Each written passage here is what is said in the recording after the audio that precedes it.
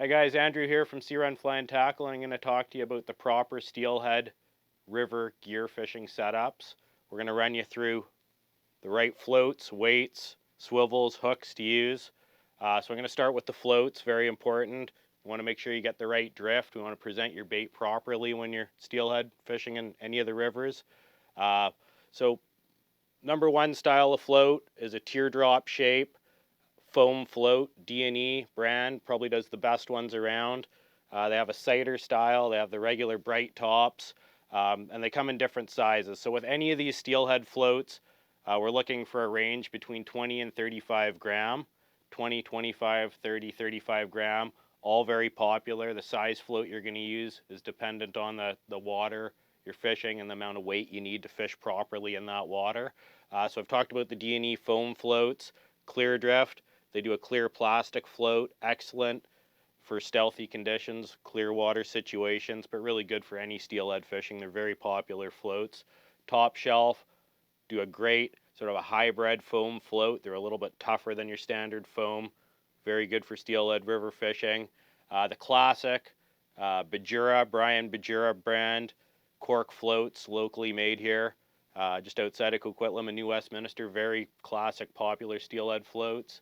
Complete Angler balsa wood float, the standard, the old school dink float, and then we have Idem, again like a hybrid foam with a bright top on them, really easy to see.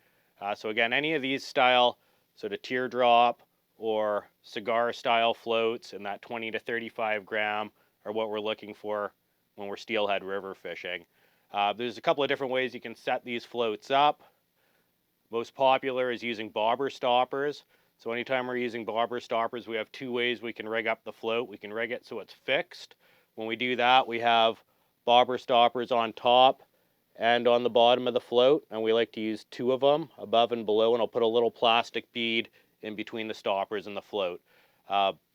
What we can do now is have that float fixed in place, and when we want to move it to adjust our float depth, we can just grab it at the bottom right here, and I'll grab the bobber stoppers on the float and we'll lift the whole thing up, or if we're going to drop it reverse, we'll do it from the top and drag it back down. But when anytime our float's fixed in place, we know exactly what depth we're fishing at. You know, it's set properly, and you can just adjust it as you need to with a little bit of force pulling the float up and down. The other option you can do is a slip float. So that's where you have, again, two bobber stoppers fixed on your line, and we're going to have one bead and then our float. But we're not going to do the bobber stoppers and the bead below the float, just above. So that way the float's not fixed, it slides. So the slider float, slip float style works really good anytime you're fishing in really deep water, or if you're fishing with trees or a high bank right behind you. So if you don't have a lot of room to cast, or you don't want to cast with a big long float depth, which is what can happen when your float's fixed, use the slip float, and then that way when you're casting, the float's down at the bottom, so you don't have a big long float depth. These bobber stoppers, they'll go through your guide, so if they're 10 feet up your line and you got to cast them through the rod guides, no problem at all.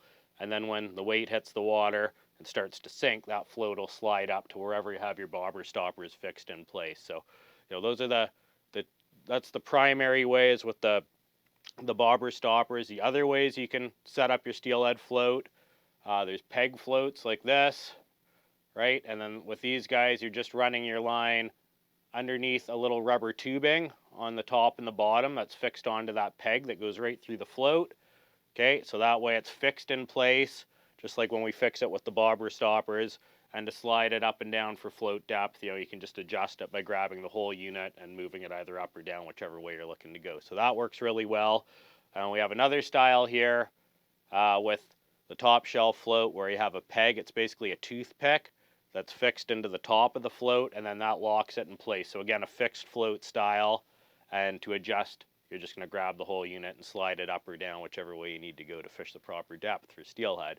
And then finally over here, with the cigar style or the dink float, we have a wraparound style, so that way the line goes through, it comes out the top of a tube, wraps around once, and then goes back through a tube at the bottom. That locks it in place, again, fixed float, and you can just slide up and down with a bit of force to adjust your float depth there too. And with these dink floats, you can also get them in the slip float style. Slip float, the line goes right through, and then you can use your bobber stoppers or toothpick to adjust it and hold it in place as you need to. Uh, Color of float, to me, you know, not that important. Green, black, gray, clear, they all work. I'm a bit of a fan of the more natural colors like the green and the brown. Uh, but probably bestseller in the store are the clear floats when it comes to steelhead fishing. So leave that up to you guys to decide what your favorite color float is. As far as the paint on the top of the float, the bright orange, red, pink colors tend to be the best for all conditions and also the most popular. So you see pretty much all of these are bright orange. That's the number one. It's probably the easiest. All the anglers will tell you that's probably the easiest to see out there, low light or bright light. The yellow floats, yellow top floats, very easy to see in low light conditions. So first thing in the morning or really dark days, sometimes it is actually easier for the eye to pick up on the yellow float. So I would recommend having both, but I tend to lean a little bit harder towards having the bright orange top, and I'll have a few yellow tops just in case I need them. Again, I'll leave that up to you. Try them both out and decide which ones work the best. Uh, so these style of floats, you can pick and choose, try them all. I've used them all; they all work.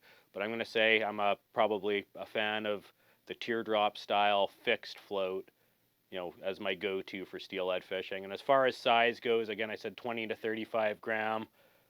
Probably 30 gram is about your number one go-to size, but you want to have, again, a few that are a little bit heavier in case you have to fish more weight, and a few that are a bit lighter. So I'd go 30 as your number one, 35 and 25 is kind of the alternates to that.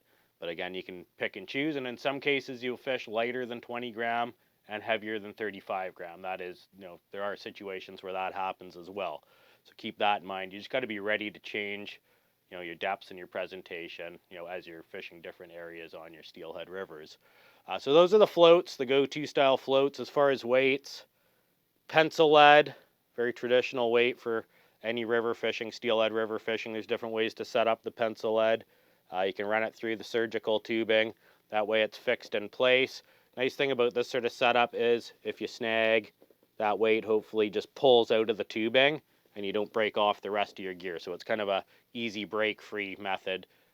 With the pencil lead, you're going to have to either have a scale or figure out by trial and error testing how much lead you need to hold your float at the right depth.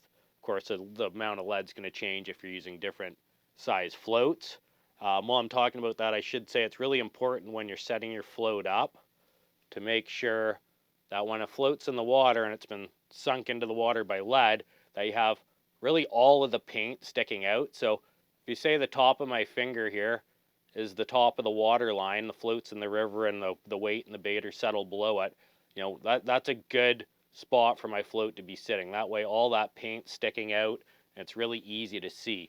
What can happen if we sink them too deep and that paint's riding underwater is any little undertow or choppy water conditions can just sort of sink your float, and you might accidentally set the hook because it looks like it's going under, but it's just getting pulled under by the current. And then if you set the hook and you rip it out of the strike zone, there may have been a fish coming up in your presentation and you kind of missed it because you pulled it out of there unnecessarily. So make sure you set your float depth so you have all that paint showing. You don't want to have too much of the float below the paint showing, but just again using my finger as the top of the water column, we'll get that paint pretty close to touching the water, but just sticking out enough that we can see it easily. So again, going back to the weights here, we talked about pencil lead and the surgical tubing, inline pencil lead. Pencil lead's hollow.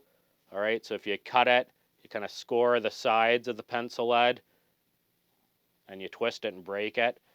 You'll have that hollow core to it. You can run your line right through it. It's my favorite way to fish pencil lead, but just really clean, works well when you do the inline style. When I'm doing that, I'll put a little rubber buzz bomb bumper below it, and that's just going to act again as a sort of protection that pencil lead isn't hitting the knot that her swivel's tied on with. So the bumper's there just to protect that knot. Different widths of pencil lead. Right, your standard 1/4 inch, and then there's the 3/8 inch pencil lead. Both work really well. Both are hollow core. You could surgical tube them. You can put them inline.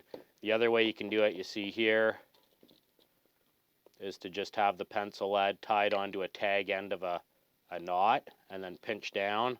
And then that's a break-free method you can use without having the surgical tubing, where hopefully if that snags, that pulls free. If you do inline, if it snags, well, you're probably going to break your gear off, but that's, part of the style of fishing this way. Ultimately, when we're steelhead fishing, we're going to try and avoid snagging altogether. So hopefully we don't have to worry about that. When you really get dialed into proper float fishing, it could be, days before you snag and break gear off. But as you're learning, of course, you're going to run into snagging issues, trying to find the bottom and different, float depths. So having this break-free method can be a little bit easier to use if you're just starting than the inline method. The other type of weight, very popular, are egg sinkers. Egg sinkers are kind of easy to use, actually easier to use than pencil lead, because you can get them in a pre-packaged form where they have the weight on them already, so you don't have to guess what weight you're using or trial and error method. You can just get sort of the right size to match up to your float. They're all in line with egg sinkers. Just run your line through them, again with the buzz bomb bumper underneath just to protect your knot that's tied onto the swivel. So egg sinkers are great, easy to use, come in all different sizes. Split shot, favorite of a lot of steelheaders. Split shot's kind of the classic old school style steelhead fishing technique. When you're using split shot, there's a variety of different sizes. I'm going to kind of go with the top three. You have like a small, medium, and a magnum size there. You can determine what size split shot you're going to use by the size float or the type of water you're going to fish in. Normally with split shot, we'll end up using 3, 4, or 5 split shot on the line. We like to separate them about 2 inches apart, so we kind of get a chain of weight that way. And having the split shot on that chain allows us to just get into the strike zone and keep it in there really well. It's a good anchoring system in fast water, slow the drift down, and I find you can get a little bit better presentation with split shot in both shallow fast and deeper slow water than you can with egg sinkers and pencil lead. So it's kind of my favorite using split shot, but all three, split shot, egg sinkers, pencil lead, work really well. I'm not going to say there's a right or wrong. They all work great, and it's worth trying them all out if you haven't already, just to see what you prefer. So that's the weights we're going to use. Swivels. With any of these rigs, I just like to tie on a dual lock snap. Lure Jensen dual lock snaps are my favorite, size 52 or 53. All right, and then what this ends up doing is it just ends up being a quick change system, because below the dual lock snap, we're going to have our leader line, and on the end, of course, we're going to have our bait, but on this end, we're going to have a swivel tied on. So if I take like about a number 10 or a number 7 barrel swivel, tie it on the end of my leader line, pre-tie my leaders with my hook on them. I'll keep these on a leader board, and then I can just quickly undo the snap, take a fresh leader out, and snap it on if I want to change my presentation, or I damage my hook, say, damage my leader line. Anytime you want to change, having that dual lock snap makes it a lot easier. So that's great. So dual lock snap, barrel swivel is going to be tied onto our leader line. Leader line itself, you always get asked what length the leader line. Length of leader line depends on the river you're fishing or the depth and speed of the river you're fishing, but just to be brief, I'll say between 12 and 24 inches. 12 inches in shallow fast water, 24 inches in deeper slow water. That's kind of the short end and the long end of it. Somewhere in around 18-inch leader lengths is usually sort of ideal for just about all steelhead fishing. Most popular by far is 15-pound Seaguar fluorocarbon for leader line, so I'd highly recommend that as your go-to leader line. And I should say for main line too, because I didn't mention that, 20-pound Maxima, Suffolk, Berkeley, any of the bigger game style like Maxima Ultra Green, Berkeley Big Game, Suffolk Siege, those make great main lines. 20-pound test is the go-to. 15-pound Seaguar leader line. And then hooks and bait, there's a whole variety we can use here. So egg or roe patterns, that's the go-to to drift under the float. Soft beads with yarn, soft beads on their own.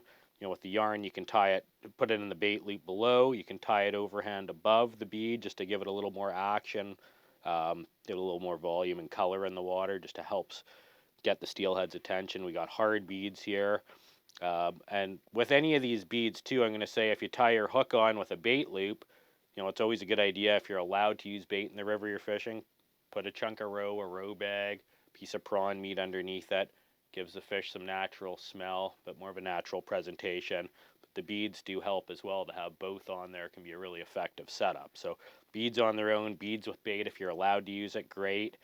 Roe bags, which we could hang off the back of the hook. We could also put a roe bag in the bait loop. Again, we could take this roe bag off and put a chunk of roe on. We could have the roe bag on the hook here. We could put a prawn in the bait loop. So you got different styles of egg patterns you can fish. Clear drift egg clusters work great. This guy's got a piece of wool tied over top of it, and again with the egg cluster on its own, or if we're allowed to, we'll put a piece of bait under it as well. It can also work. So that's sort of the go-to is egg or roe patterns. Pink worms, super effective for steelhead fishing. Variety of ways you can rig up a pink worm. 6-inch worms, 4-inch worms, 3-inch worms, all work. I like to have a variety of colors. Shades of pink, purple's good as well. Jigs, very popular for steelhead fishing. And again, jig with a worm on it. So we got a feather jig with a worm tail on it. You can use a jig hook on its own. Stick your worm on there, works great. I like to use the 4 or the 3-inch worms for this guy. Jig with a roe bag or a piece of prawn meat on the back if we're allowed to use bait again, excellent. The trout bead style jig, really popular with the guys at Sea Run. We love using those. Very effective again, or just a plain feather jig on its own, super effective. Metal, Colorado blade spinners. We can fish these under a float. They got no weight on them. A little bit of current picks up the blade and turns it. You got a vibrating, a flashing action. Very effective to draw on a steelhead. I like fishing metal, after I fish egg, roe, or jig. This is kind of the go-to, and then we'll get into this as a follow-up if we know there's fish around, or other guys have been fishing the standard stuff ahead of us. Try some metal, it works really well. Silver blade, gold blade, copper blade, they all work. Throw different flash colors in the water, so I just recommend having a variety of those. And we can take the float off as well. We can just fish with a spoon or a spinner on its own, just casting and retrieving. If you have a casting rod, that'll work. Spoon fishing for steelhead, highly effective. Prime lure spoons are awesome for that. The 5/8 or the 2/5 size, silver, gold, copper, painted finishes, they all work. Flutter spoon for steelhead's a good technique and a good follow-up to float fishing as well. You can do the same thing with a spinner, cast and retrieve, just to throw flash and vibration. Blue Fox Vibrax spinners, excellent. Prime lure makes an excellent spinner. And something that doesn't get used as much for steelhead but works very well for salmon, and it does work very well for steelhead, I think more people should use it, are twitching jigs. So twitching jig on its own, and you present that the same way you would if you're coho fishing with a twitching jig. Cast, twitch it back to you. Slower, deeper water, that can wake steelhead up. It can be especially good for steelhead that have been fished on and seen all the different bait colors go by them. The action of a twitching jig can draw a bite. So huge variety of stuff you can fish for steelhead in the rivers. It all works. I carry really all this stuff with me when I go steelhead fishing. And having the ability to change different float depths, different weight styles, different baits, can really make you a better steelhead angler. So, this is the type of thing I'll recommend for steelhead fishing.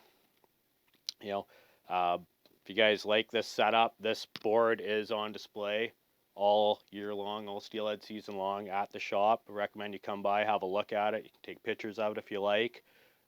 Something you might be interested in is a steelhead class that I put on here as well, which you can always ask us about. Steelhead classes are always very well received, so we'll go into a lot more detail in the class than we're doing here. If you like these videos, give us a like, give us a follow. Check out our YouTube channel for a lot more videos like this. Lots of really good information out there. You can find everything at www.csea-run.com.